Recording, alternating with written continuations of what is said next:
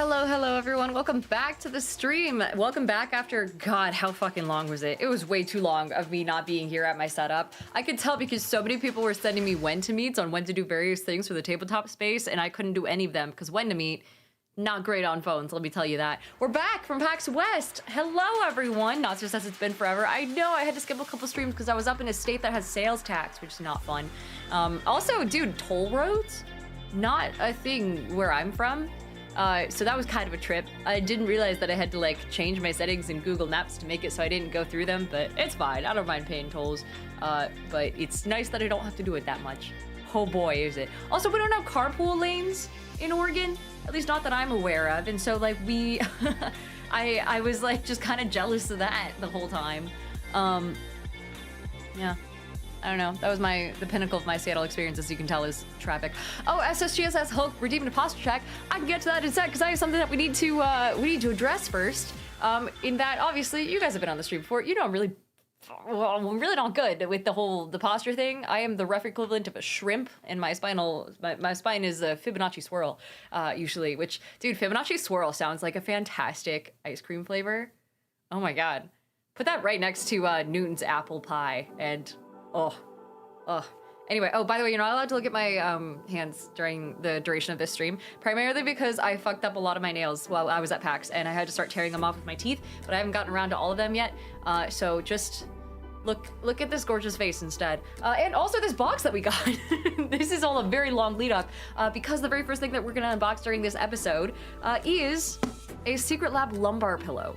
I didn't even fucking know they made lumbar pillows until they talked to me about it and invited me out to come see their booth at PAX. It was like the first thing I did, essentially.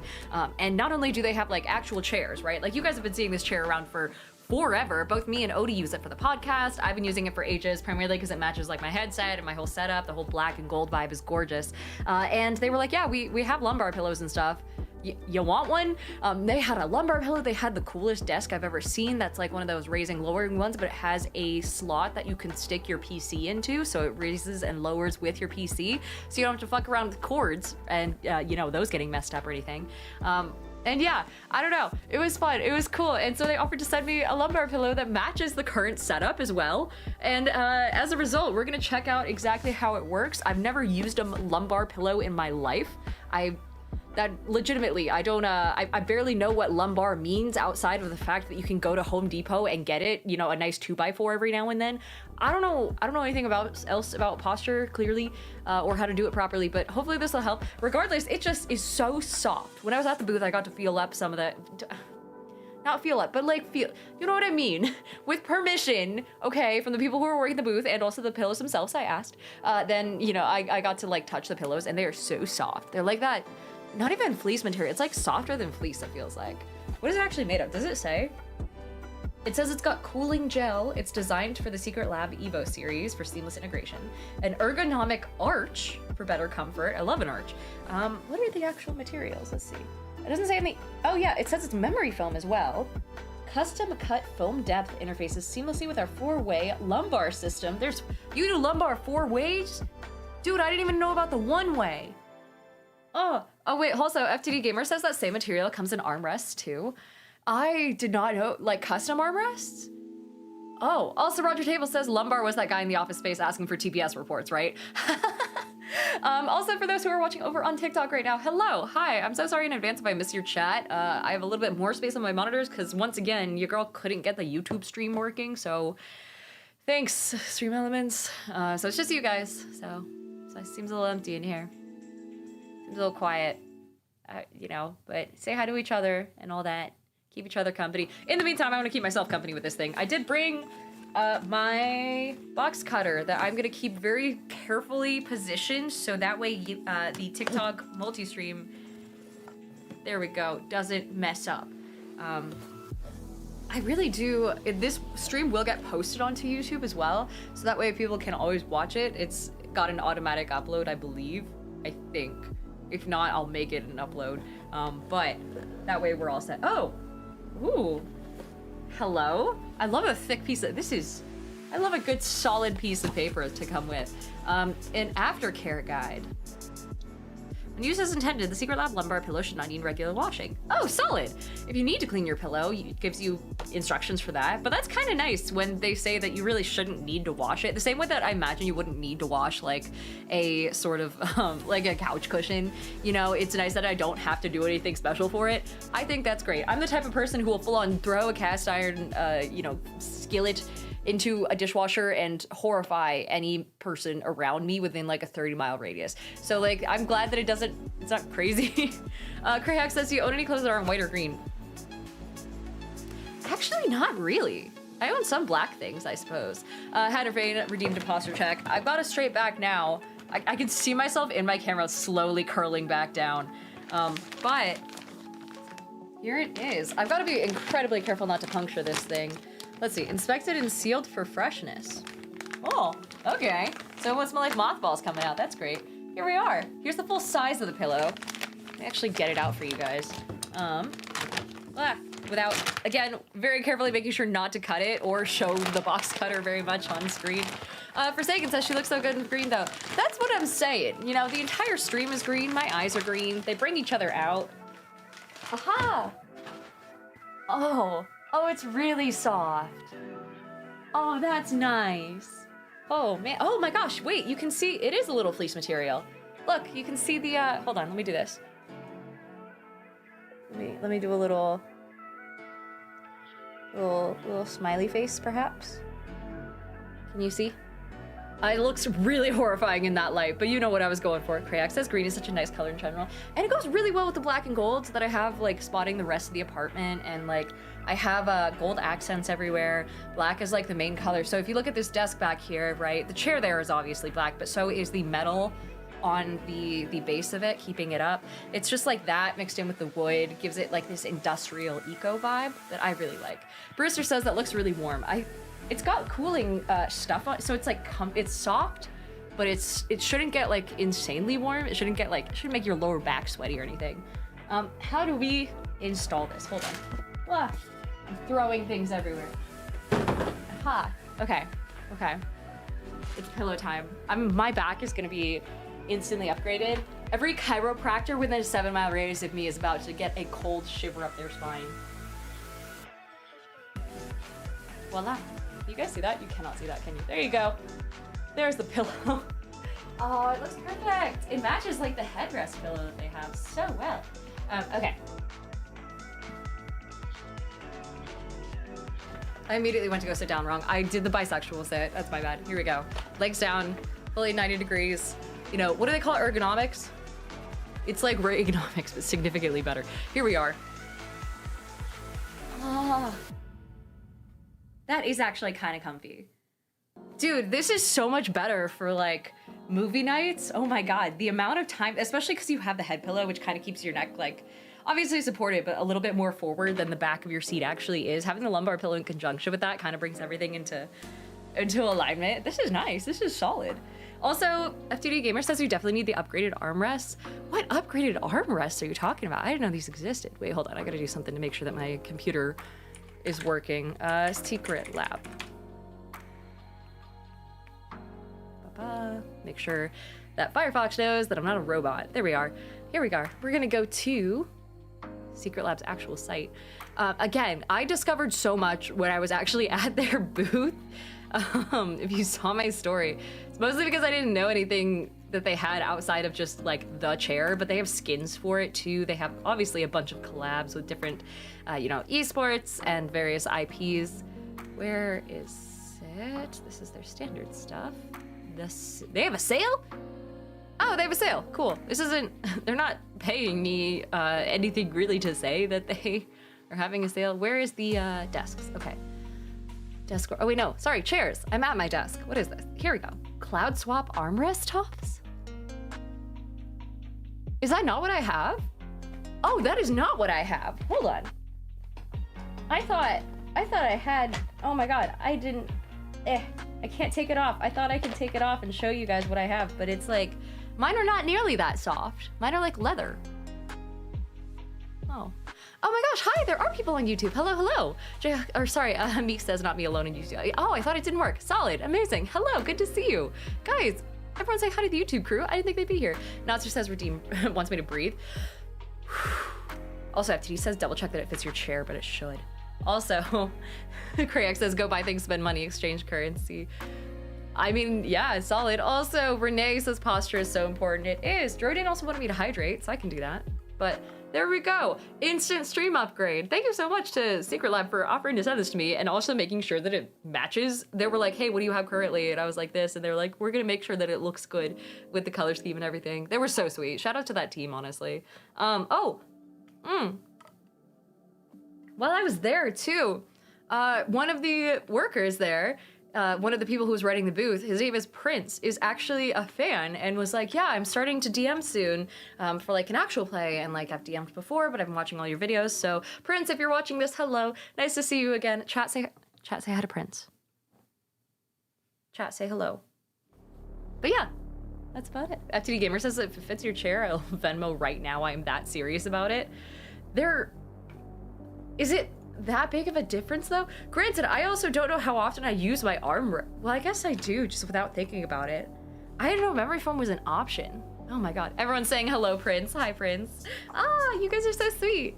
But yeah, Vinny Smiles also says, yo, how was PAX? I heard Silk Song early play was there. It was. That shocked me. I had no idea that that would be there. But yes, indeed, they were doing like Silk Song demos at the Nintendo booth. And when I say the Nintendo booth, Nintendo took up so much space at that convention.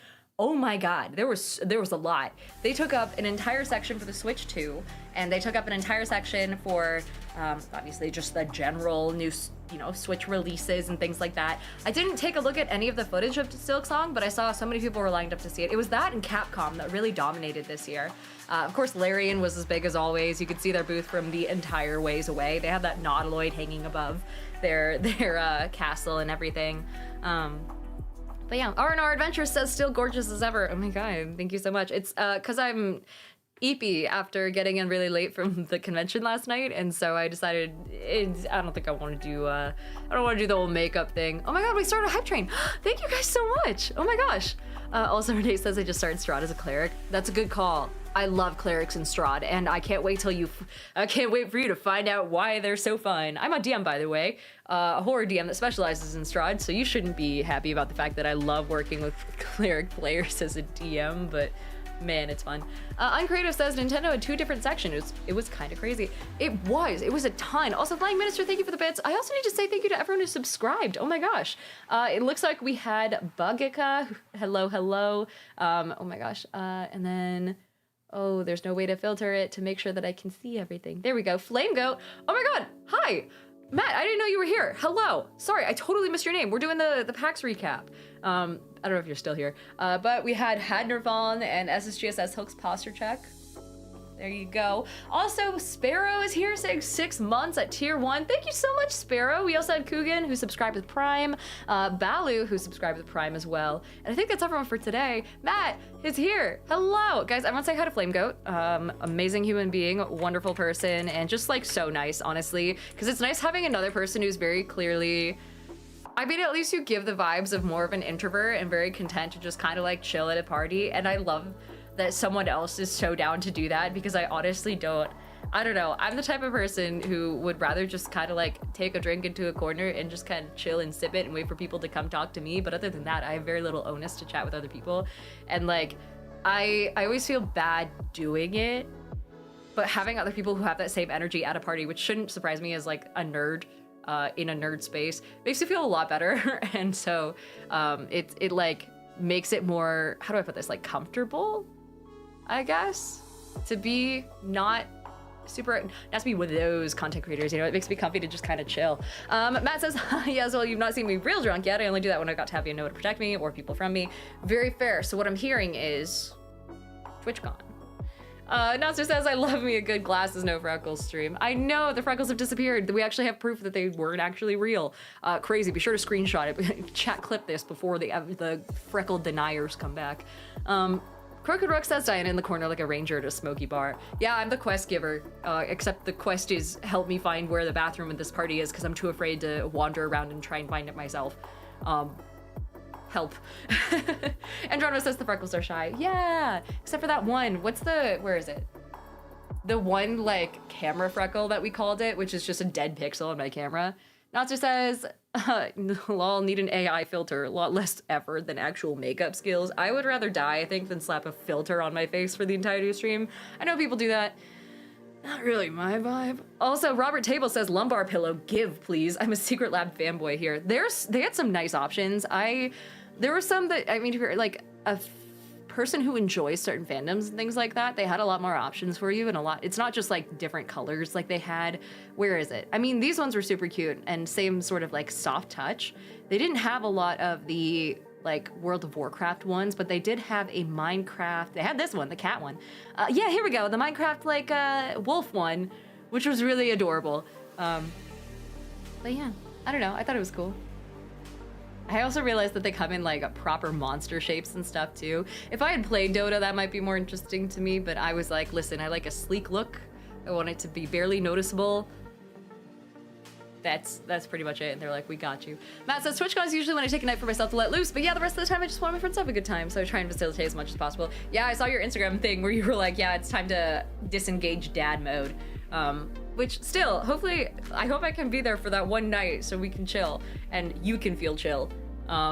Entheration says, or Nth iteration, I'm learning how to say your name slowly, says, am I weird for liking classic big back executive style office chairs instead of modern gaming chairs? Not weird, I get that. I just feel like they're really expensive. Like actual executive style office chairs, and I don't know, I don't like the feel of their leather. I don't know, it's weird. And also I don't like that corporate vibe when it comes to like my streaming setup. That being said, everyone's different, you know? As a streamer, I'm like, I like the fact that my chair matches my podcast co-host and all that. It's cool. Little Secret Lab handshake from across the ocean. But yeah. Dax says, I would love to get a Herman Miller, but yeah, they are pricey. Yeah, it's like the fucking Ferrari of chairs, isn't it? I way prefer this. This I can take a nap in. This I can like grab like 4 blankets and just like curl up and watch movies, like specifically on this monitor that you guys are on right now with my friends on Discord with. It's something that I can actually sit in for basically an entire day and not worry about it, which is quite nice. Andronima says, true office chairs are super expensive because they're designed for daily use and last. If an office near you is closing, try to either nab one or get one for a huge discount. Yeah, when I was a kid in college, so an 18 to 21-year-old kid, an 18 to 21-year-old child, I went to, and everyone should do this, by the way, if any of you guys are in college, keep an eye out for your student like thrift store or discount store, because there are departments that open up and shut down all the time, and there's a whole thing, usually recycling programs, where as buildings get moved or renovated, they will come in and take out old supplies and then offer them for sale for students. And that could be anything from storage bins to chemistry materials to, you know, fucking mason jars that you could use around your, you know, brand new student apartment as drinking glasses. There's a lot of really cool stuff that you can find there for incredibly cheap. I had such hauls from those places, including TVs and electronics and things like that. Because, you know, obviously TVs get swapped out with someone else's budget. And yeah. Also, let's see. Lithor says, hey, I'm back watching your YouTube now. Welcome back. Good to see you. Good to see you. And Black and Heaven says, I have a Mavics chair and I love it, but I want a Secret Labs chair too. This thing is my life. It's quite cozy. It also comes with like the wipes to clean it, which thank God, because otherwise I wouldn't have. This used to have a lot more paint on it. You guys can't see it, but just off camera, there's a lot of green paint from when I was doing mini painting. Wrong, by the way. And I was doing the painting wrong. Not that you can't paint in the chair, it's just I'm bad at it. And I was able to get the vast majority of it off with the wipes that they gave me, thank fucking God. Iterations is my first nice mic I picked up at a Goodwill. Yes, yeah, oh my gosh. The way the technology in particular comes in and out of style, you can get some really nice stuff at thrift stores. Black Devin says, hey Diana, it was great to meet you this weekend. I'm Scotty's tech guy. There you are. Oh my God, hi. Guys, can someone remind me to give Black and Tevin VIP later? Good to see you. I've been keeping track of some of the announcements coming out of Scotty's studio. And also, guys, Black and Heaven here in chat is the person who actually like properly taught me how to play Commander by teaching me like to pay attention to the, you know, order in which I throw out cards and planning more than just like a single move ahead. It was immaculate. It was such an elite move. It honestly helped me win, but I only won my first ever game of Magic because everyone ignored me for the first several rounds because I was too new and they didn't want to bully me with their really cool decks. So, you know, but Haven't helped out a lot with that. Gamer says the secret lab like environment is wild. The magnets, the skins, the sizes, it's so inclusive. Yeah. I also just like, I feel like it would be, it's one of those things too where, especially if you're like a streamer in a certain space, like a Monster Hunter, you know, type environment, or, you know, whatever that they're doing collabs with, League of Legends especially, like you can't not have one for the vibe. It's part of your brand after a certain point, you know? Let's see. Andronima says bullying new players is the greatest joy of NTG. It was Andy, Margot Mott's Games, was too busy bullying Johnny from Talking XP in order to, way too busy to look over in my direction, right? And in the end, I pummeled them, but only fucking barely. So, I don't know. Let's see. DBCU said you can't mess them up, you just have to make a unique one custom to you. Oh, what, the decks, you mean? Oh, the minis, saying, I wish I could paint minis, but I'm colorblind and I'd mess it up so bad. And DBC said, you can't mess them up, you just make a unique one custom to you. Worst case scenario too, you can strip the paint off of them using Simply Clean. And that's actually one of the things that I got, where is it? One of the things that I got from PAX is, here we are, aha. So I went over to the Ghostfire booth, right? And they had Dethan says, Blackened, are you responsible for the Magic the Gathering fixation? Not single-handedly, that was Dungeon Artist. That was Austin Hartel, at Dungeon Artist on Instagram. If you want to go take a look at his stuff, it's worth it. It's so cool. Oh my God, is it cool. Did I show you what he actually gave me? What the trigger was? I think I showed it off to members on YouTube. I don't think I've said it on this stream yet. But it's pretty fun. I'll get to that later. Point being, that wasn't the source, but it was a big help in the best way. Also, I was talking about miniatures, and I went to the Ghostfire booth, and at one point I saw that they were putting out some new tabletop game that is essentially like a, hey, official Genbeth, hello, welcome in, safe with House Duggan. Good to see you, good to see you. Kendo also wanted me to hydrate. Oh yeah, I can do that. For some reason my alerts are not pinging very well. There we go. Let me rearrange my monitors here real fast and make sure I'm actually reading what I'm supposed to read. There we are, Jesus. But, so I went over to the Ghostfire booth, and it's a lot of like, you know, books and, you know, 5e supplements and things like that, but they're putting out a miniature tower defense game. Hey, John Best says hello from the Pacific Northwest. Hi, were you also at PAX West then?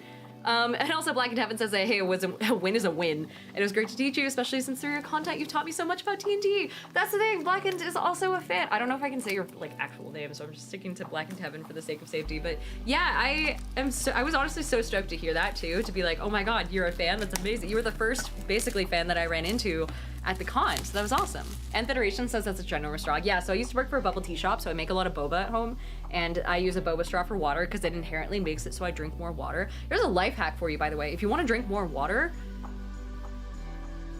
big straw, boba straw. But they put, yeah, it's called Aberration, I believe. And this is just the miniature set. I didn't get the actual game because Hannah, who was working the Ghostfire booth, was like, yeah, I opened up a box and I saw you were looking at it like really intensely. So if you want it, you could just have it for free at the end of the con. And I was like, you're serious? And she's like, yeah. And so she gifted me basically a set of Aberration minis, just because I was talking about how much I like minis. I don't have the base game yet, but I'll have to grab it. I can show you because they're very much in the same style as the Tainted Grail minis I have. I do also have Andronima who wants me to roll a d20 saying, will Diana fix her notifications? Ooh, did I ever charge this? I don't think I charged my Pixels dice. What? I'll get that later, my chair's too comfy. I'm gonna roll the Facet Cut d20 instead. Here we are. This is something I got from Norse Foundry forever ago. It does a little bit of shine in the light. Here we are. Black in Heaven says you can call me Jarvis. It's a nickname and everyone calls me it. Oh, solid. Amazing. Hell yeah. We'll go with Jarvis then. I was just like, as someone who's very, you're in the tech space, you know how it is with privacy and all that. But here we are. Andronimo, here's your D20 to see if Diana will fix her notifications. It's a 12. The answer is yes, but it won't be done before the weekend, essentially. Also, Cash Cow, thank you for the bits. And Daydreamer wants me to hydrate. We also have Die Nasty. Welcome in. N says, whoa, it's such a pretty die. It is. It's one of my favorite sets, and I keep it out on my in my office. It's one of the very few sets that I have out on display, primarily because it's when they're all lined up and the sun hits it, it like properly shines off and scatters rainbow dots all around my apartment. Very similar to how a sun catcher will if it's got like that stained glass sort of vibe. So I really like it. Let's see. Oh wait, sorry, I read that already. Also, Nostra says, how full was your car on the ride home? I couldn't fit anything else in the car. And here's the thing, I started justifying it to myself saying it was a preventative measure to buy a bunch of cool things at PAX West because I had my car. So for those who don't know, I can drive up and down the coast anytime. So it was about a 6.5 hour drive that I did in one stint up and one stint down. And I have a pretty decent car, like a decently sized car. And so the backseat was basically entirely full with miniatures and games and things like that. Not necessarily because of all the small stuff I bought, but mostly because I bought Gloomhaven and Frosthaven. You guys can kind of see it like right there in the back. Is that? Yeah, so the top is Gloomhaven. It's resting on top of Frosthaven right now. And so that was a bitch and a half to transport anywhere. But my justification was, if I do it now, then I won't be tempted to do it during PAX Unplugged. And they gave me a really good deal because I bought everything. So, you know, Nostra says better here than anywhere else. Yeah, it's an entire person or two. Also, Phoenix says I was going to posture check you, but I'm flopped in my chair with my feet up. I respect it. I will still, you know what, for that, I'll do it. Ugh, easy peasy. It kind of makes it easier having like a nice pillow to actually have decent posture and not do the like bisexual sit where I'm up on one, you know, legs half crossed or anything like that. But yeah, so one of the first things that I got to walk away with were a series of miniatures for Aberration. And I like them because they're kind of just like fucked up creatures, essentially. This looks like almost the rough equivalent of a Minotaur, but with slightly more, a lot more limbs. I shouldn't say slightly, that's way too many limbs. And it's got like some really fucked up looking horns. The thing I like about these guys too is they come with an actual decent base. So you don't have to do the basing yourself. I mean, you can on top of it if you want to, but the base having texture is a lot better than just the usual just circle. You know, a grievous minotaur, says FTD Gamers. And also FTD Gamer says the leg rest makes it so you can do both. The leg rest was really nice. I tried to get a nice little video of it, and then I realized that the Converse I was wearing were so fucking dirty that they kind of looked like they had been run over by a truck. And so I only kept like a little bit of it in the video, but yeah, it was really nice too. I would get that if it wasn't for the fact that I don't have space underneath here. Either way, we also have, yeah, I don't know, this is just me poking through the minis here real fast. Like, they're nothing too crazy. This guy's just like a little, honestly, this one looks kind of friendly. I know it's a horror game, but this guy looks kind of fun. Gives me, what's the one bison? The one very famous cartoon bison. I don't know its name. I never watched Avatar. But it gives me that vibe, but without flying. So, yeah, that was one of the first things I walked away with, is a copy of the miniatures for Aberration, which now that I'm thinking about it was probably Hannah's way of making sure that I bought the actual full game at some point down the road. So shout out to Hannah. Appa? Oh, got it. Thank you. That was so many answers. Now I feel like bad for not having watched Avatar. For what it's worth, I also didn't watch the extremely whitewashed version, so it's just I haven't watched any of it. So at least I didn't watch the bad one and then never watch the good one, you know? It's just that I don't discriminate. I just never watched any of it. DBC said you'll learn in a couple months when the Magic Avatar set releases. Oh, I did hear about that. Yeah, aren't the like decks for that already being pre-sold for like thousands of dollars or some shit? I heard someone talking about the way that the new sets are already so fucking expensive because they did the same thing with Spider-Man, right? Although they were giving out some Spider-Man things at this convention, which were kind of cool. They had, at PAX West, they had a whole Magic Arena booth, which was, you know, obviously promoting the Magic the Gathering, you know, new release. And one of the things they did was they could have you go up to different newsstands, like physical newsstands, pull them open and pull out a copy of the, what is it called? The Daily Planet or something like that, the Daily Bugle, whichever one it is. And if you opened it up, it was a play mat that you could use to play on Magic the Gathering, which was so cool. Blackened Heaven says the collector's boxes are being scalped for, or sorry, Jarvis says the collector's boxes are being scalped for $1,000. Jesus, yeah, and DBC said the collector's boosters. Spider-Man comes out this month in a couple weeks. Oh, got it. Also, Iteration is having some dinner. Have a good, nice dinner. A good day, nice dinner. Have both simultaneously. Iteration, is great seeing you again. Let's see. What else? What else? We had a bunch of stuff. Ooh, someone, you'll have to tell me if these are good. I don't know if any of you guys are into Pokemon, but I met a fellow content creator there first day of the con, and as people do, you know, they came up to me and they were like, hey, I think I've seen your stuff, like remind me of your name, and I was like, oh, I'm Diana. And then they were so nice, they gave me a little frog sticker and I gave them one of my pins, and then they came back later and they were like, hey, your pin was actually really pretty and I felt bad, so do you want a Pokemon like booster pack? It's like a little like Japanese pack that comes with four cards, but they're all foils, and so you'll have to kind of like, I was told that one of them is shiny, but I don't know how the fuck you guys can tell. Here's the first one. They were all just like little guys. Here's a Sudowoodo, and as you can tell, they're all in Japanese. I don't know if that makes them more valuable. I don't really know. I'm just gonna gift them to a friend of mine who's really into them. Here's Fuecoco, the little man. This is a properly pretty as fuck Lechonk. I'm actually giving this to the Worlds Apart editor. Don't tell her, I'm just gonna surprise her. Lavender, also known as Entity Edits, because it's one of her favorite Pokemon. She likes this and Wooloo, actually. FTD Gamer says the shinies are different colorways. Yeah, except for the fact that this just looks like the normal color. But people are telling me this one's a shiny, and I can't tell. What is supposed to be different? Or is it just that he has the little stars? Because I have seen that in the games like once or twice. Maglarp, hey, welcome in, saying, Diana, thank you so much for the content. I've taken so many tips on how to be a better DM from your vids. I and my players appreciate you. Thank you so much. I'm glad you like it. We also have Mr. Smiles who says, what's up? I revivified my old Twitch account. Welcome back. Glad your revivify wasn't counterspelled. Let's see. Also, Mr. Smile says, I'm Vinny from the YouTube chat side. Oh, hello, Vinny. Welcome over. It's great to see you in the Twitch chat. Definitely a lot more vibrant over here. Thank you so much for hopping over. And also, Jayhawk says it's a different color blue. Quaxwell is dark blue. That one is a light blue. Oh. Oh. Okay. Quaxwell. I did not know this guy's name. Yeah, here we go. A practicing Pokemon is what they call it? Wait. He's got a little quaff. Okay, but because usually if you scroll down long enough on these, they actually show you a side-by-side. Oh. I see. I get it now. So it's like inverted from what the, okay. That took me a hot fucking second. Especially because when they showed like the original picture, I was just like, oh yeah, light blue to light blue. I'm just dumb. Anyway, those are the first little like cool little things I got. I'm gonna give them to my friends who are really into Pokemon because they'll make way more use out of it than me. But Jarvis says, in cybersecurity, I'm in cybersecurity, so I know all too well, but Jarvis Protocol is what I'm rebranding to thanks to a conversation with Scotty. That's cool. That's a good rebrand. Also, Sarge says, I think it's the coloration. And Mr. Max says, light blue blades are supposed to be dark blue. I get it. Okay, FTD says, some of the Pokemon's shinies are basically indistinguishable. Others are completely different palettes. I wasn't ever super interested in like the different color palettes for shinies. I was more so interested in the differences between the female form and male forms for the different Pokemon. So like for, oh my gosh, what is it? What's a good example? Does Sceptile have one? Sceptile's my favorite Pokemon.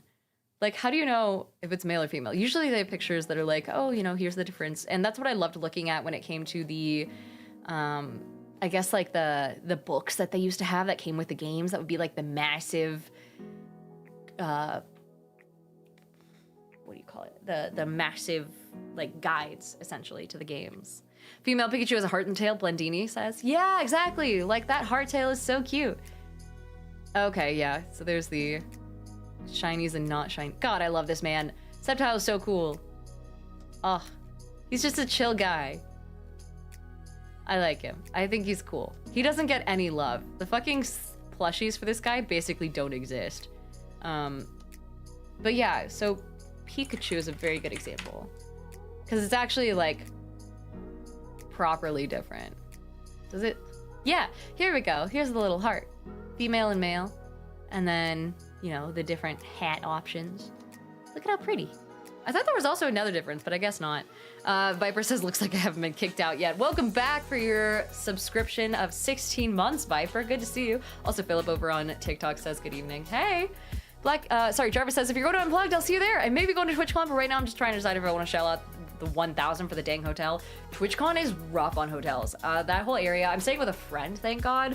I don't think I'd be able to make it if I couldn't, but same with Unplugged. Make sure you get housing for that if we haven't already discussed that, because it's at the same weekend as the Philly, like fucking the Philly Marathon, and then also the weekend before Thanksgiving. So it's pretty difficult. At least that's what I heard. A lot of people booked it pretty early. Let's see. Canonically, Pikachu is straight up way overpowered. Man only rolls nat 20 saves. That's, yeah, he fucking is impossible to hit in the show, right? Was it the same with Grovyle? Didn't Grovyle kick the shit out of a god at some point? FTD Gamer says he fights literal gods. Yeah, also, let's see, Duramax from Hell says, hey Diana, sorry, but only from the 151 originals Pokemon are real Pokemon. Yeah, I know what you mean. Also, JX says, Unplugged was so damn expensive last year. Probably not going to swing it this year since I don't have anyone to split housing with. Splitting housing is basically a requirement for Unplugged. But West is significantly easier. There's so many hotels in specifically that part of downtown Seattle, which is quite nice. Androno says, Ash tried to punch Mewtwo. Oh god, and did he get like snapped out of existence or like, ugh. I don't know anything about the lore. I'm just here to enjoy how much other people enjoy it. Speaking of enjoying how much other people, wait, FTD Gamer says, can we look up how strong Ash is? Is this gonna be one of those things where things Ash Ketchum one fights against? Every Ash Ketchum Pokemon league. Well, this is just a list of like his defeats in battle or the, well, I don't think there's just like a list of like things that Ash Ketchum tried to fight. Is there? Maybe? Also, Rook Roller, hey, welcome in. Frodo Laporte, welcome in as well. Good to see ya. And Andronima says, Pokemon 2000 made me cry. Was that the one where the tears brought him back to life or something? I do remember that. FTD Gamer says there's a list of things he's carried. Oh, do I just say the list of things Ash Ketchum has carried? List of fights Ash Ketchum has carried. There's a list of his battles across all seasons on Reddit. Oh my god, Rook Roller, hey! Thank you for the 10 gifted subs. Holy shit. Oh, the Tears was Pokemon the first movie, and Lucas says Cosmome was huge. He fought a cosmic cloud? Oh, and Rook Roller, thank you for the 11th gifted sub. Jesus. Guys, everyone say thank you. Back to lurking. All right, enjoy your lurk. Thank you so much for the kind gifts. That's super sweet of you. Frodo Laporte is also here saying, I've been following your content on TikTok for a while, so I figured I'd come say hi. Hello! And Andronima says, Ash just started hands with Mewtwo, Mankey. Mankey? Spearow, fucking Beedrill, Mewtwo again, and Lucario. Does he know that that's what the Pokemon are for, or his actual strength? Oh, Pokemon he has carried, like actual Pokemon. I thought it was fights he's carried. Oh my god, Pokemon... Wait, let me just look up Ash Ketchum carrying Pokemon. Is it like... Are we gonna find out that fucking Pikachu is the density of a dark star, or... Oh, I see what you mean. Cosmome is... Oh. I get it. There's a picture of Ash being jacked here. Oh, and this one is 159 pounds. Who pays attention to the fucking canon of this anime? Oh my god. What the fuck? This one isn't even a Pokemon. He's just fucking flexing on us all now. What is all this? 72 kilograms is Larvitar. Oh my god. Okay, well, I'm never fighting. No wonder he tried to fist fight. No wonder he bypassed the whole Pokemon thing. I get it. Anyway, Kristoff says I got a legal thing tomorrow. A good roll to help with the nerves. Absolutely. Let me do that roll for you. I don't have the pixels die because I forgot to charge it, but Kristoff wants me to roll a d20, saying how the legal thing is gonna go, and then Lukage gave advantage. Here we are. One quick roll. Rook Roller says not TikTok, but you have videos of how I came across your content. Do you have a Facebook profile? Because there's a couple. It was cool to find out you're a local lady too. I do, but I just post on it and I never pay attention. Well, the first roll was a 3. So we're gonna take advantage of the advantage. The second one was a 2. So we can't do double advantages because that's not how it works. Maybe you should like call in sick. Can you call in sick to court? Can you just like, maybe you should, I don't know. Do you have a passport by any chance? Asking for a friend. That ain't great. I'm so sorry. I'm putting the dice away now. Jesus fuck. Sarge says, can we give Bardic inspiration? That's not a thing yet, but that's not a bad idea for the stream going forward. Rookroller says, I'm pretty sure that was a Thaco roll. That's true. Dethan says that's how bench warrants get issued. Is now a good time to say I'm not a legal professional and any advice said on this stream is not actually legit. It's for the sake of satire. Luke Cashcall said you're better off calling him dead. Oh no. Also, Lucas says the roll is just for the nerves, not the results of the legal thing. There you go. That's a good interpretation. Anyway, what else came up? Ooh. I got gifted. Do you guys remember this? This is kind of a throwback. For those who are like the original... Oh shit, Jayhawk says you should let chat redeem points for silvery barbs after a roll is made. That's a good idea. Can one of my mods remind me to do that? And I'll try and figure out how to make it into a thing. Christoph says, consider my nerves afraid. Oh no, that's not what I meant to do. Come back. Seal them up. Take a lighter to them. Or whatever you do with nerves. I don't know. I just consider it like rope. Anyway, if you guys might remember the stream, real ones would remember the stream that I took partner in, and when I first got that like purple check mark while I was live, that happened during a playthrough of this game, The Darkness at the Brink of Ohio. And for those who don't know, it's written by Banana Chan, who's an amazing TTRPG writer, and just writer in general, I believe, who creates a lot of like horror games that kind of pick at some really fucked up themes, but in like the coolest way possible. And so we created a whole almost radio show sort of thing where I shared, I got some snacks. I got like a, Lucas says we didn't see the box cutter. Yep. You know what? And we're going to continue denying that you ever saw a box cutter. Yep. I got like a little cosplay going of a gas station attendant, and I showed you a Google Doc of this journal that I was filling out, because The Darkness at the Brink of Ohio is like a solo journaling game. It didn't have all of the art at the time because it was still pre-release. We were kind of promoting it a little bit, but it's essentially a timed TTRPG where you listen to an audio file as you're going through and filling out prompts in the journal. And depending on what role you choose at the beginning of the game, that will affect the tree of choices that you go through and kind of affect how you fill out the game. And then at the very end, it starts to get more and more fucked up. The stuff you're listening to gets more and more fucked up. I don't know, it's really cool. Shout out to the voice actor for DJ Mike as well, who came up and said hi to me once. Christoph said, I forgot about this game. It's been a minute. It has been a hot second. But yeah, I came up to Banana Chan's booth at PAX West. They always have one. And they gave me a copy of the game. And they were like, hey, this is for you. Thank you so much for the video. And I was like, that was so long ago, but you remembered? Thank you. So that was really sweet. Rookroller's heading off. Have a good night, Rookroller. I also got a copy of GoodKnack, which I'm not gonna pull it out because there's a lot. I got everything. Instead, let's just look it up because first of all, I gotta show you this insane logo that they have. Do you see? Hold on. This is their logo. The amount of times I've looked at this and read it like GoodKnack is entirely too much, especially considering I think they know who I am and I don't want to like accidentally call them the wrong name to their face. But this is GoodKnack or GoodKnack. I don't exactly know how to pronounce it, but it's like this tactical game using these squarish cards. And like any game, you can find a video of Becca teaching you how to play it. And it is genuinely really fast and really fun. It's kind of one of those games that you could potentially get a bunch of people to learn within like 10-15 minutes and get all them to play. GoodKnack. My wife is familiar, says your bud tank. Also, Viper says it's one of them looks the same upside down logos. It is, so that's why it looks like that. It looks the same upside down, which is really cool in their tablecloths because no matter what side of the table you were sitting on, it looked all the same. They also have, where is it? Aha. The reason I bought like the full like expanse of everything, the full kit of all the stuff that they have, is because it came with a playmat. And look at this art style. Oh my god, it's double-sided. So you use one side for 1v1 and one side for 2v2. And you essentially are part of an army, and every person, you as an army runner, essentially deploy troops and affect the battlefield using cards, kind of similar to Magic, but without a resource system.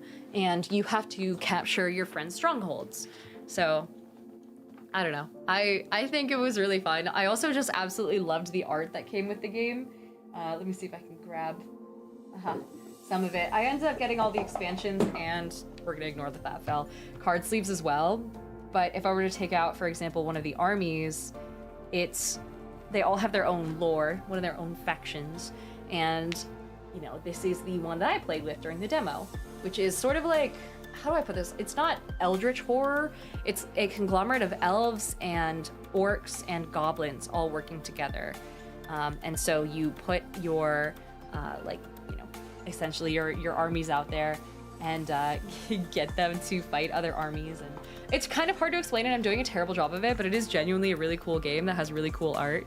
And then let's see. Ooh.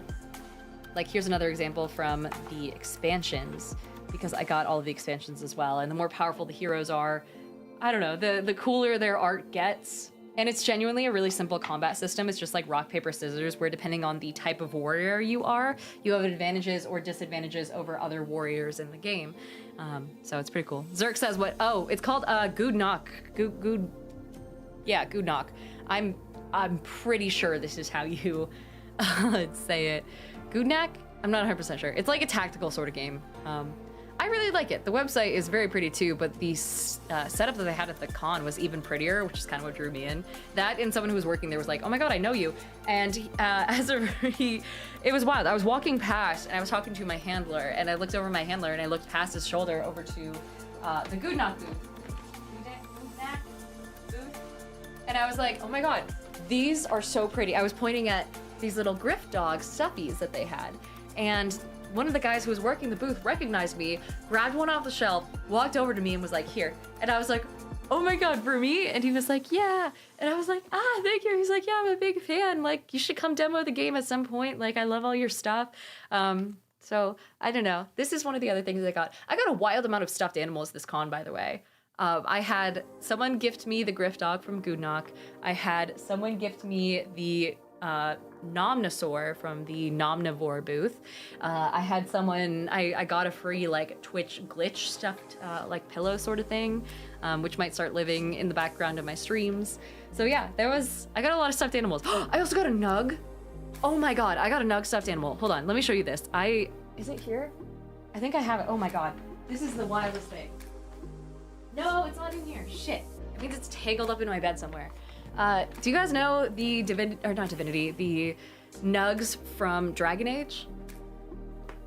So I'm gonna look up the stuffed animal version first, and there's a reason for that. Here we go. Dragon Age Nug stuffed plushie. Here we are. Yeah, it was these guys. I got it, I mean, not from eBay, but from Sanshi, who always has a little booth, and they had not this color, I don't think, but I got they had the brown one. And then I picked up a limited copy of the gold one. If you aren't familiar with a Nug from Dragon Age, let me show you what they look like in the game. Cause it's significantly fucking worse. These guys are like basically bald rabbits, but they have grippers. They have like little fingers and shit. And they look a lot more disconcerting in the video game. This, cute, adorable, would keep in bed. This, I get why they turned it into a meat source. Cleotech, hey, welcome back. Thank you so much for subbing. Good to see you. Joey says GoodKnack was fun. It was. It always sounded, it was really nice. Christoph says it's like a naked mole rat on steroids. It is. It's like a roided out mole rat, but with like a weird little nose as well. And apparently it lives like mostly underground, right? So it doesn't need big eyes. So its eyes are pretty teeny. Oh shit, they have a chocolate Nug? Oh, that's cute. Oh, look at this little regal man. Okay, these are a little bit cuter, but the OG one, the OG Nug is, it's weird. It's a little weird. Anyway, Christoph says, and yet Liliana wanted one in the first game. So weird. I kind of get it. If they're smart, that makes sense. Let's see, they're underground in Thetis. They're nearly blind. They have pointed snouts for digging. They're harmless and docile. Well, they eat a lot of insects, so maybe that would help. They are known as mud splashers, and they're often found on the table or pets in Orzammar, Orlais, and Ferelden. In Orzammar, Nug wranglers catch Nugs to sell, race, and may practice some sort of Nug farming to breed the animals. While in Orlais, there are Nug breeders who cater specifically to selling Nugs to noble ladies as lap Nugs. That is insane. That is so much more lore than I thought. Also, Changeling wanted me to do a posture check. Absolutely. Using the new pillow. We also have Fetamac, who followed. Welcome in, and Dionysus. Hello, hello. Lap Nugs is crazy. The thing is, if they're hairless, they're just kind of skin color, right? Like you can't breed them for fanciness. Oh my god. There's nugs and ugly sweaters. That's pretty cute, actually. I love the little earmuffs. I get it now, but still. Nico says the OG nugs are like a fleshy, bald cat. Have you guys seen that some people are putting like temporary tattoos on their hairless cats? It's really hilarious, and I'm kind of surprised no one has tried it sooner, but... let's see. Allegedly Macy says nuggly sweaters, if you will. I love that. Oh, it's so cute. I don't know what that's from. I don't think Divinity, or sorry, I keep saying Divinity, Dragon Age. I just played Divinity. Dragon Age has any sort of like holiday shit, does it? FTD Gamer says my hairless cat Lucifer always has some tats. Really? Actually? I feel like anytime I came home with like a like temporary tattoo, I'd put it on a hairless cat, because I don't usually wear them. So I feel like that would be kind of fun. Or funny. I don't know. I think it'd be fun. What else? What else? So, let's see. I also got... I'm just gonna hold up one of the boxes that I got for this, because you'll see why in a sec. I got Seasons 1 and 2 and the Krampus and Santa edition of Dice Throne. Mostly because I just wanted anything that wasn't related to Marvel or X-Men or whatever, because I don't know anything about Marvel or X-Men. So I figured, you know, maybe later I'll do it, but for right now, I think I just wanted to collect all of the ones that I could fit in my car at this current con, so that way I could get a bit of a discount, and then I wouldn't have to take it home from something like Unplugged from across the country, right? Crystal says Dragon Age kind of destroyed themselves with the last game. Wait, why? I thought the last game was good. Or, well, I heard a lot of people were playing it at first, but I haven't heard anything since. Was it actually okay? The Sarge says, what is this? This is Dice Throne. So if you haven't heard of Dice Throne, if you like Yahtzee and you like trick-taking games and you like games that have a lot to do with manipulating probabilities and you're good at math, you'll like this game a lot. I had a friend who was good at math, and I was like, you need to play this.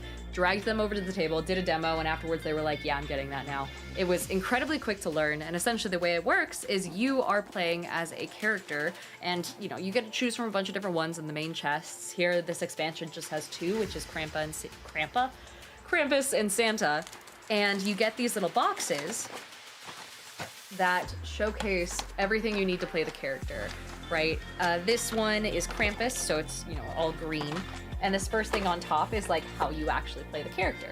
It comes with it folds out, and you can see you have a bunch of different abilities. And what happens is you roll 5 dice, and on your turn, depending on what you get with the dice that you roll, like which, you know, symbols you get, if you get a large straight or a small straight, you know, things like that. If you get all 6s, they're all 6-sided dice, then you get certain abilities that you can power up and attack your opponent with. You have a health dial, and so you keep up your... Yeah, someone says build up coal. I do remember that. Yeah, so you can inflict, you know, negative effects on your enemies. You can inflict positive statuses on yourself.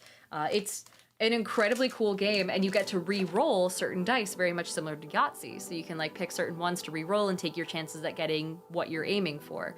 You can also upgrade your abilities using different cards. You can use cards to like change your dice or change your enemy's dice. It's a really incredibly easy to learn game, and really fucking like a good idea as the game goes. They have numbers 1 and 2, which are basically just around little character archetypes. So you have like, you can play as a samurai, you can play as a monk, you can play as a gunslinger, someone who's like a pyromancer, you can play as a moon elf. And then you get into the Marvel expansions, which are more like, you know, Wolverine, I think Deadpool is on there. I'm sure, I don't know. I'm sure that there's like, oh sorry, those would be the X-Men ones. I don't know anything about these characters, so I think Black Widow is one of the more popular, like more intense ones to play. So yeah, I really like the game. I ended up getting 2 of the first expansions. Oh my gosh, I also got 2, I haven't told anyone this actually. I haven't really publicized this, but the Wizards of the Coast folks invited me out to do a tour of their main work office in Seattle, technically Renton, but they invited me up and I got to tour the Wizards offices essentially, or at least the ones that weren't incredibly like super so fucking wildly confidential. So only certain floors, but we got to walk past where they do Magic Arena and Dungeons and Dragons and the Magic card, you know, like print processes and things like that. I could only take photos in certain places, but there's this one room that is a, no joke, secret room behind a bookcase in the Wizards offices that has a whole like ginormous D&D table, plasma screen TVs along the walls that show off. Flamegoat says Diana hanging with the Wizzies. Wait, I probably shouldn't call them that. God, I'm gonna call them that from now on. No, they had like wall-to-wall screens that basically had like these GIFs, these like moving pictures that would set the ambiance. There was one in space, there was one that would make it all look like a forest. They had chandeliers that were made out of magic cards, and glass cases in the walls that showed off different miniatures and old, demo copies of certain mechanics from way back in the day, from when Gary Gygax actually wrote them. And the last thing they had was a guest book, and the guest book, I got to sign it, and it had some crazy signatures in there. It had Hideo Kojima's signature in there, which, by the way, that dude took up an entire page. It had Tom Hanks. Yeah, I don't know, some really cool signatures in there. And there was like a couch, it was super comfy. And apparently they take meetings in there sometimes, so I got to take videos and photos inside. That was one of the few rooms that I could take videos and photos of, so I will have that all out in some video later on. I also played Pack Wars with my friend Garrett while we were in there on the Wizards D&D table, which was really fun and honestly makes for really good content. So let's see. Christoph said every Wizard office has secret rooms. Yeah, all the good ones at least. And also FTD Gamer says, have you ever seen how cute the Poros are from League? The Poros? I hope it's an upgrade from the Nugs. Poro, League of Legends. Hello. Oh, these are the guys that I saw in the, yeah, that's this guy, right? With the little horn and everything? Oh, look at this Kung Fu Fighter, man. Oh, they're really small. This is cute. This reminds me of like Puffles from Club Penguin. Except this man has a whole ass job. Wait, are they like sentient? Are they pets? Or am I wildly insulting them? Because this one looks like it's a fucking blacksmith, and then these ones down here look like they're cattle. I'm not sure are they're pets? They are pets. And wait, Cashel said Diana run, don't go to League of Legends. Ethan says, Diana, what are you doing? I'm not. I'm just looking how cute they are. Look at these little guys. Look at this angry little man and his mustache. They're like the Yu-Gi-Oh! Scapegoat tokens. That's right. Oh my God, I forgot about those. Notable Poros. There's a Poro king, who's their leader. Little is known about Poro politics. So they have politics, but they're pets. They have a king, but they're pets? That sounds like slavery. Ethan says, put the Poros down. Also, Uncreative says you should watch Arcane. They're in it. See, someone saying you should watch Arcane, that's more of a threat than me looking up just a cute little fella on the internet. Cashel said that's how they got you into magic. Shit, you're right. All right, shut the stream down. Someone cut the internet. Oh, goodness. Uncreative says you shouldn't go into the dark side of playing League. I'll leave that up to Jaden. Oh, also, FD Gamer says, no, that was the hot card. I remember that clip. The hot card? Oh, no. I've already forgotten that clip. Also, Joke says it's deceptive. League is like a fate trap. You think it's cute, it's actually toxic. And Matt says, I mean, as a guy who's been playing Magic the Gathering since 5th, I enjoyed watching and learning Riftbound, so we're in trouble. I know, Sachi had me, so if you guys don't know, Versace Co, another streamer on here, amazing human being, was over at West this year, and at the very last day of the con, before everyone was flying out the next day, she dragged me over into her her hotel lobby, and we just sat and played Riftbound, because the entire weekend was like, you need to play Riftbound. Riftbound is so fun. It's really easy. It's really fun. And it was really easy, and it was really fun, and it was so much fun to play, especially as like a little wind down to the weekend. So I don't know. I need to talk to some people and get a hold of a copy for myself at some point, even though I'm not a League person. I just think it could be fun.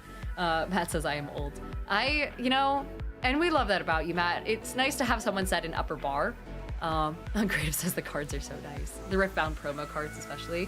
See, all the ones I played with were sample cards because they were like the original decks or something like that. FTD Gamer says, Diana, it's your most viewed clip. Oh no, what is my most viewed clip? Hold on, this is the fastest way I usually get to my shit, is going to my own website. Oh my God, it says I'm live. I didn't know it did that. Oh, that's cool.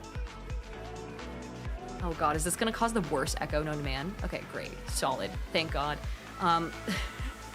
What are my clips? What have you guys done? How do I get out of here? Who wants to listen to this bitch? Where's my actual, hold on. My actual stream. There we go. Show all. Oh no. Oh, this one. Yeah, where I was like, oh my God, someone is incredibly hot. Actually, you guys can't hear that. Wow. This is back when I had like the chonky blonde hair. Why is this at such a low frame rate? Oh, it's because it's when my computer was dying too. Yeah, okay. And then I was just like, oh yeah, you guys told me to look up, what was her name? Salvia or whatever? And I was like, ah, she's hot. And then cut to now. Let's see. ABCD says my Rose dad hat is missing and I'm really sad about it. No, really? Oh shit, also Debauchery, hi, welcome in. And Fushigi, same for you. I can't read something Stevie. Hello. That is a fantastically long name. It's great to see you. And let's see, Uncreative says, at PAX West, if you signed up for a game, you got a promo card. Oh, cool, that's awesome. I kind of love that. I got the same one for, fuck me, what was it? For GoodKnack, where I got to do a little promo card as well. And I don't know where it is, but it's like signed by the artist. That was super cool. They also ended up giving me GoodKnack Means War, which is a storybook. Let's see. Oh, it's literally, it translates to war. It's an Orcish word and what people call this world. It might also be a curse word, depending on who you ask. So this, I think, is more lore related to the game that I got to go home with. I also got, dude, completely unrelated to anything. I also got some garlic jam, which is, I mostly just got it because there was this dude who was giving out little samples of various types of jam at Pike Place, because I got to wander around Pike Place for a little bit. PAX West is a nice con for me because I'm not 100% booked with things as much as I am at like Gen Con or PAX Unplugged and things like that. Even PAX East is more, busy. And I don't know how that works because it's more video games and I'm definitely a tabletop person, but I think there's more for me to like walk around and do. West, I kind of just stick to the Summit building, but I had some time to walk around to Pike Place and this dude was giving out little sticks of jam and there was like huckleberry and like some sweet sort of like chili jam. And then he was like, this one is gonna be a mind bender for you. And he hands me a stick of garlic jam. And he's like, yeah, if you put it on a burger in the last like minute or two of cooking it, it'll caramelize onto a burger and give it a garlicky taste. And then you can, he said you can put it on like crackers and things like that for like savory sorts of, I don't know, like charcuterie boards and whatnot. I was just so intrigued by the fact that it existed that I bought it immediately. FTD Gamer says garlic is my jam. I hate it here.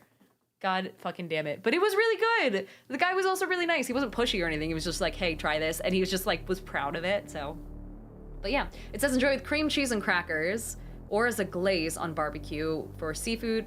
Oh yeah, for seafood, poultry, pork, beef, or lamb. You can use it in dips, casseroles, salads, and omelets. I don't know about omelet, but a salad would kind of slap.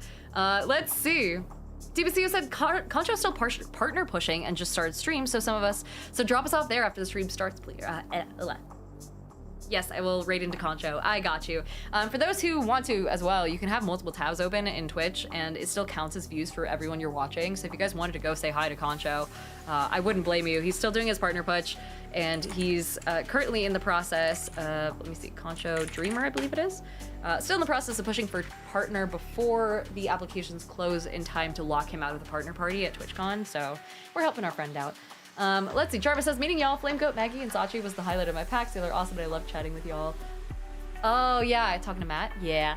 And then Stevie says, hey, it's one and only, but Stevie is fine. Came here from YouTube. Oh my gosh, hello, welcome in. And Matt says, thanks for making me feel relevant still. You're relevant all the time. Quit fucking putting yourself down. Not on my stream. Go do it in Concho's in a different tab. Let's see. Uncreative says, oh, that's really cool. I love it when TCGs put the artist somewhere on their cards. Yeah, I'm glad that it's become kind of like standard practice nowadays too. So, Fushigi says, hey, happy to be here. I figured now I'm retired, I'd watch another horror enthusiast, and I was recommended you.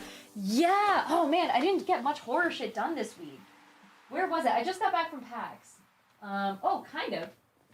This one kind of counts. So I stopped by the Indie Press Revolution booth. If you guys don't know what Indie Press is, it's functionally like indie TTRPGs. And one of the games I got was one that I looked at PAX, at Gen Con, and I haven't looked at it in such a long time, but decided to pick it up here, because again, car space, you know. And it's called Deathmatch Island. And for those who like things like Squid Game and you know, essentially like any sort of like corporate overlord pitting a bunch of poors against each other to fight to the death for their entertainment, that sort of theme, right? Things like The Platform, things like Snowpiercer, that post-apocalyptic or semi-apocalyptic sort of vibe, I guess, is encompassed by this game. The premise is that, let's see, the exact wording says, "Congratulations, blank." It's redacted. "You have been selected to participate in Deathmatch Island. Winning will mean fame, freedom, and unlimited wealth. You may be experiencing some confusion and memory loss, and this is normal following blank. It is important that you do not panic."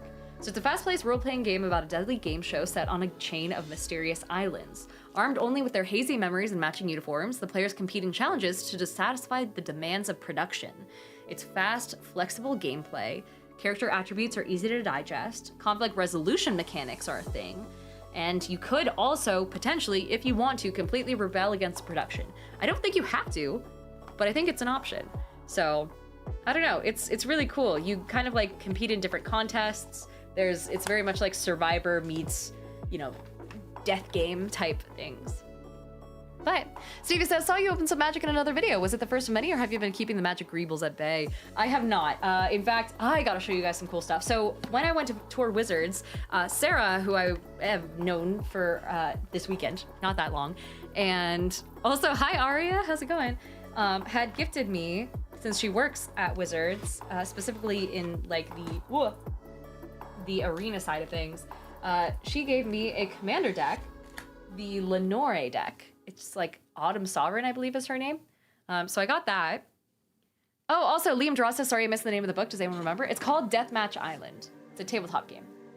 And so it's like, I am a big fan of horror tabletop games, and that kind of stuff kind of like, that sort of thing makes me, I don't know, any sort of horror. It makes me intrigued, especially when it has to do with human horror and people like kind of putting their worst selves forward under duress.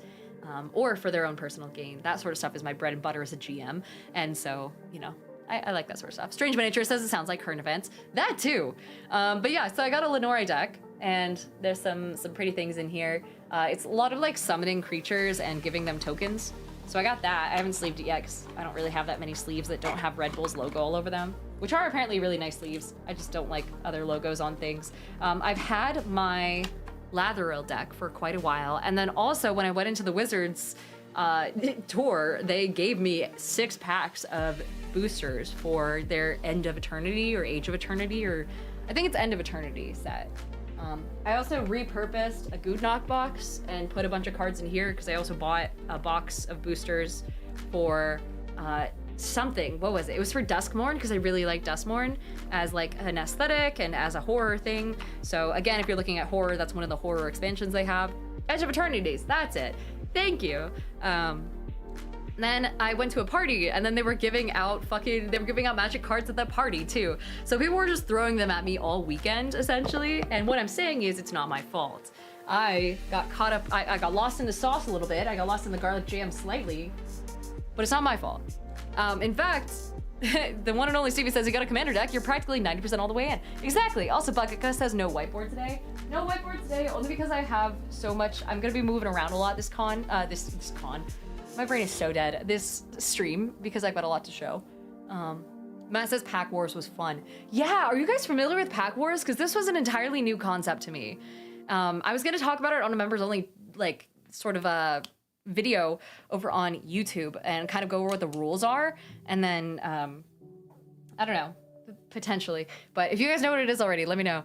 DBC said the winner take all Pack Wars. No, just the 1x1 Pack Wars, so you get to see what exactly is leaving your deck.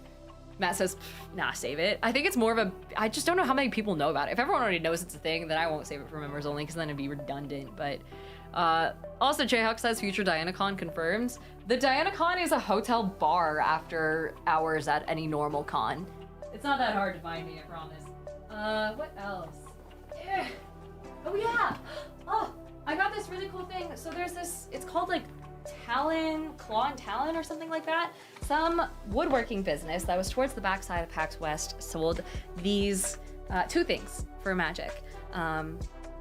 Oh, hey, Stevie says, is it an actual Magic game or is it just based on what you get in the pack? I'll tell you guys here real fast because you're cool and you're here live. There's this thing where everyone gets a booster pack. 2 people do. at least. And I don't know if you can play with multiple people. That'd be fucking chaotic. I wouldn't want to. But it's like gambling for nerds, right?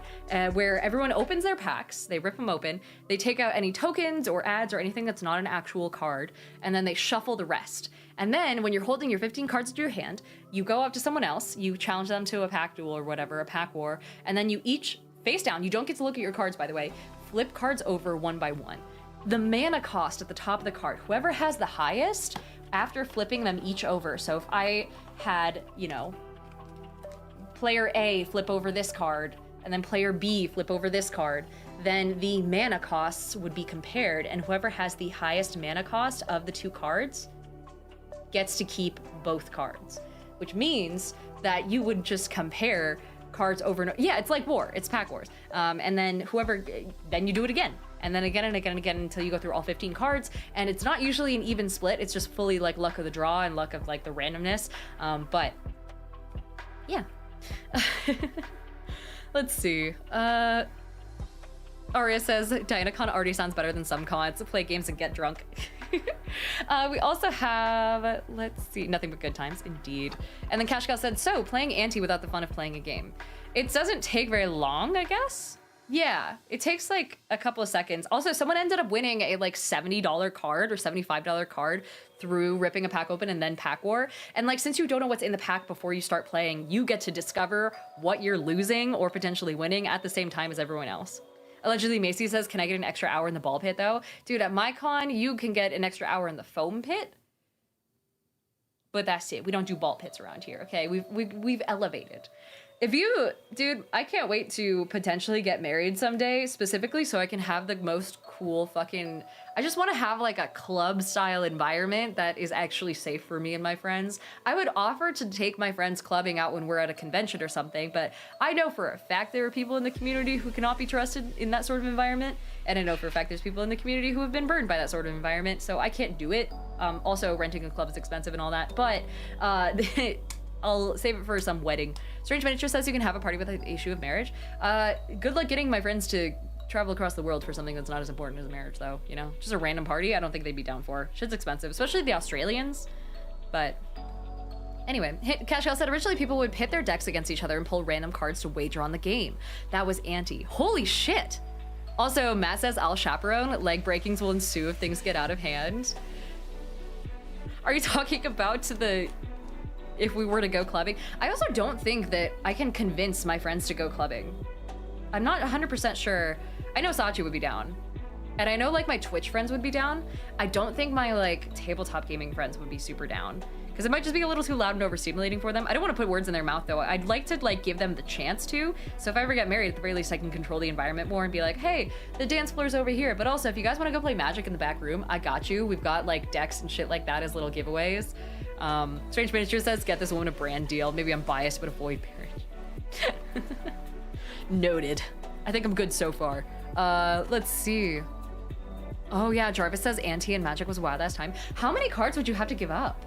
It wasn't like your whole fucking deck, was it? It wasn't a lot, was it? It reminds me of racing for pink slips, but like significantly less cool, or more cool, depending on who you are. Matt says, right back to my days working the club, I'll get my earpiece out and everything. Dude, one of these days, so my handler also has an earpiece. One of these days, I'm gonna wander into a fucking some event, and I'm gonna hire both of you guys to just like stand on either side and be like real bodyguards with the earpiece and shit. That would be cool. That'd be sick. I would just do it for the bit. I wouldn't be going anywhere specific. I'll just walk into like a McDonald's that happens to be within a convention center one of these days at like, you know, at Reading Market or some shit. That'd be such a good bit. Let's see. Draconia says, my friend had me build LARP stuff for their wedding. My friends had me build LARP stuff for their wedding, so people who didn't want to dance could instead beat the shit out of each other. It was awesome. I love that. See, I like alternate wedding activities. Up in Oregon, it's very common to just do cornhole, right? And that's fine. But A, people only ever bring 1 or 2 cornhole boards at a time because they're fucking big and difficult to transfer. But then also, like, what are you gonna do when you get too drunk to actually play cornhole properly, you know? That's your fucking hand-eye coordination at stake. I would have still like a little game corner and a little lawn game corner for people. Maybe not with croquet, because again, my family drinks a lot, and I wouldn't want someone to get injured with a whole ass club.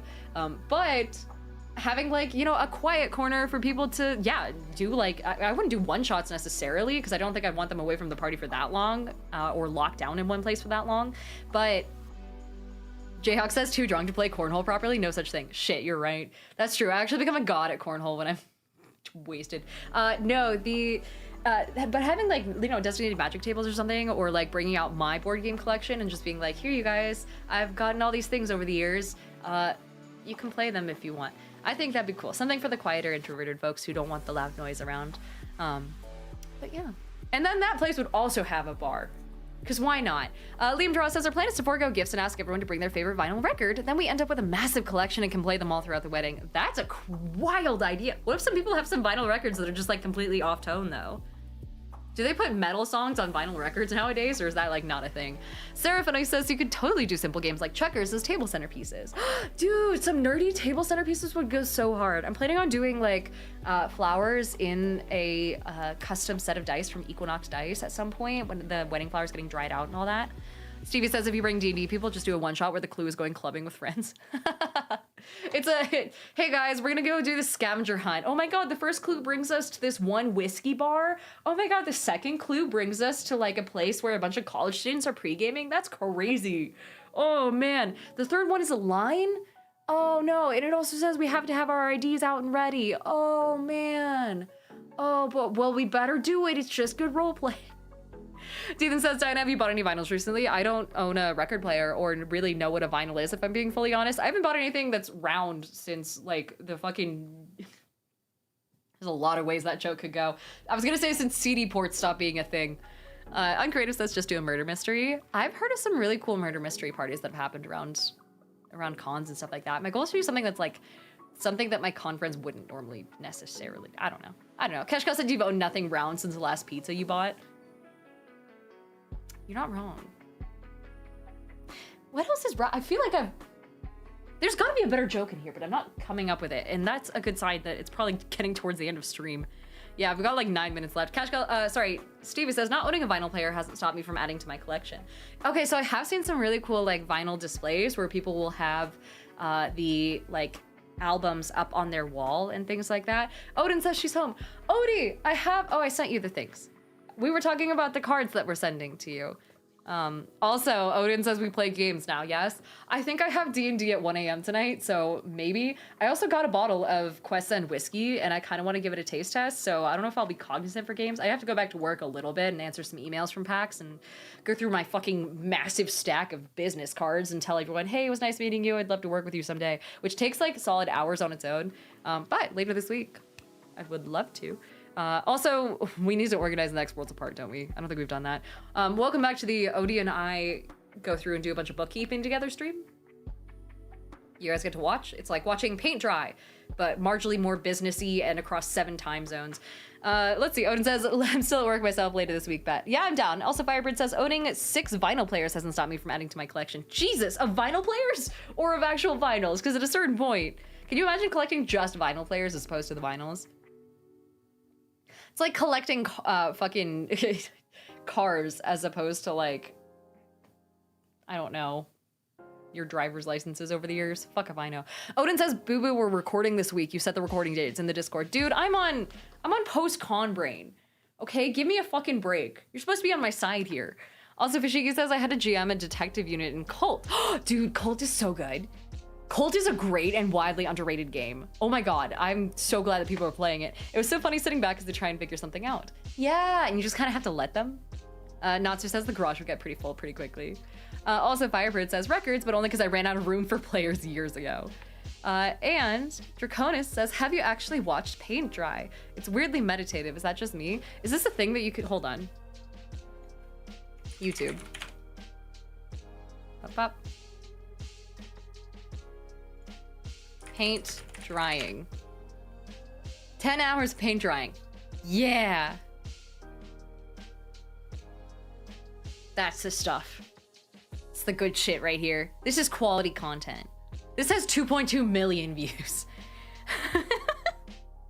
Wait, hold on. You can't have this without its cousin. Grass growing.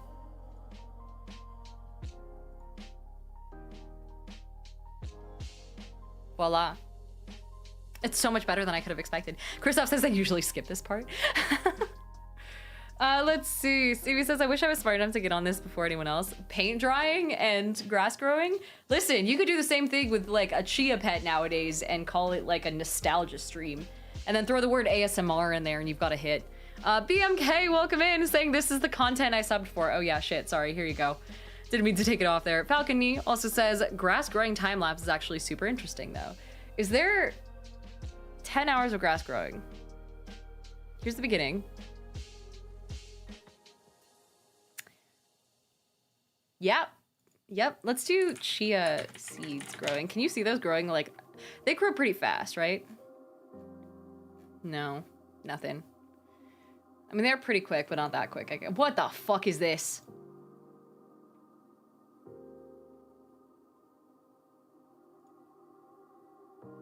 Oh, it's art. I see. Oh, it's a bad decision, but it's art. Jesus fuck. It reminds me of when you see like a toilet covered in like carpet, which one of my cousins had one when she was growing up. I would go visit her house and her toilet seat cover was like carpet material. It was like a shag toilet seat cover, which was insane. Fushigi says they fought for 25 minutes. I figured everyone needed a break after that, and 10-hour fans put me to sleep so fast. Oh, goodness. Also, let's see. Firebird says, I do find paint drying relaxing, though it's less relaxing if it's on mini for today's D&D campaign. Also, Stevie says deck sleeving ASMR. I'm sure that's a thing already. Oh, it has to be. Someone has to have combined the concept of like pack ripping and ASMR streams.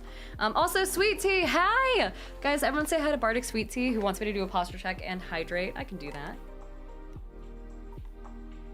Lucas says my grandma had cushioned toilet seats in her bathrooms. I am so sorry for that experience. Also, Strange Miniature says someone made lawn furniture with it, and I'm here for it. Someone also says do bamboo growing. Oh yeah, I can do that. That's gotta be fast, right? 10 hours bamboo growing.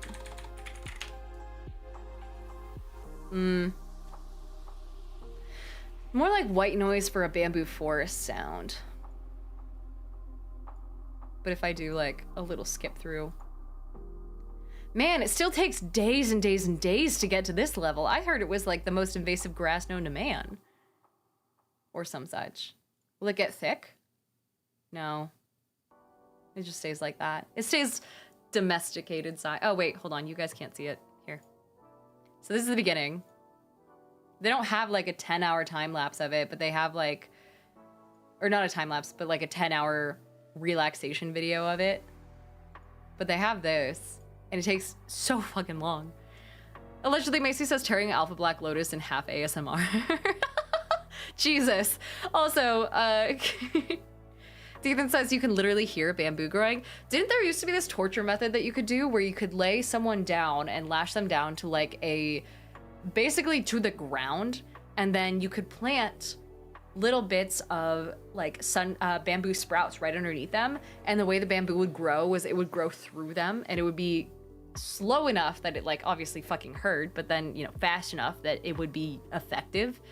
Not just as used to be, it'll still work. Okay, welcome to my Factor Cap stream. Today, we're ending that joke before I get fucking struck down. Strange Major says I was gonna mention that torture, but yeah, I think I'm weird enough. Let's see. What else? I mean, that's pretty much all I had to go over for today. Andronymous says, what about the rat in the jar? I heard it as a rat in a metal bucket, but I think that's only because of some movie that I saw when I was a kid where they used that. Wait, Jeff and the Y says it moves the organs but keeps them alive? No fucking way. Does it really? Bamboo torture. Bamboo torture is a form of torture and execution where a bamboo shoot grows through the body of a victim. It claims of its usage lack reliable evidence. Oh, interesting. The use of live trees impaling people as they grew was recorded in the 19th century, where someone used palm sprouts in the same way. After World War II, stories circulated of soldiers inflicting bamboo torture upon prisoners of war, securely tying the victim in place above a young bamboo shoot. Over several days, the sharp, fast-growing shoot would first puncture and then completely penetrate the body, eventually emerging on the other side. The bamboo torture was one of the tortures that locals believed the Japanese performed. But, I mean, it looks like, yeah, not known for its historical accuracy, but it is possible thanks to a Mythbusters, I guess, evidence, where it went through several inches of ballistic gelatin in 3 days. 3 days is crazy. Oh, wild. That's kind of cool. Absolutely insane, though. Write that down, GMs. Akoto Garu says Too Fast, Too Furious did it. Yeah, it was Too Fast, Too Furious that did the rat in the bucket thing, because they took a rat, put it in a bucket on someone's stomach, and then put a blowtorch on the other side, so the rat had to dig its way away from the heat. Oh, Natser says it grows pretty fast when watered. Ah. I getcha. All right, well, I think that's pretty much all I got for you guys today. Thank you guys so much for hanging out and joining me on this chaotic little journey of unwrapping, unboxing, and basically decompressing after PAX. If you guys were there and didn't see me, I'm so sorry. I did give out a lot of my pins, way more than I thought I would. But if you find me at TwitchCon or PAX Unplugged, I will also be there giving out even more pins because I have many extras. So I hope to see you guys there. Please do not be afraid to come up and say hi. That's the only way you can really get them, except for I did actually drop them at a trinket table this con because I had so many, so... you know. We're gonna raid into my friend Concho, and the reason we're doing that is because Concho is currently doing a partner push, and for those who were here when I was doing a partner push, oh my god, is it fucking hard to do. You have to get 75 viewers consistently as like a, you know, average for 7 or 8 days out of 24 of streaming over the course of a month. There's a lot of numbers involved, and so if you guys join on Concho's stream here in a sec, and even just leaving the tab open helps a lot. It helps, it counts as a viewer, and hopefully we can get him to partner, because if anything, he's hilarious, he deserves it, and he's gonna be in a D&D game with me, so I'm gonna teach him how to play D&D here soon. In the meantime, thank you guys so much for hanging out. I will be back on Monday at 5 o'clock Pacific time to do another stream. Don't know what it's gonna be about yet. We'll fucking find out together. So in the meantime, love you all. Bye-bye.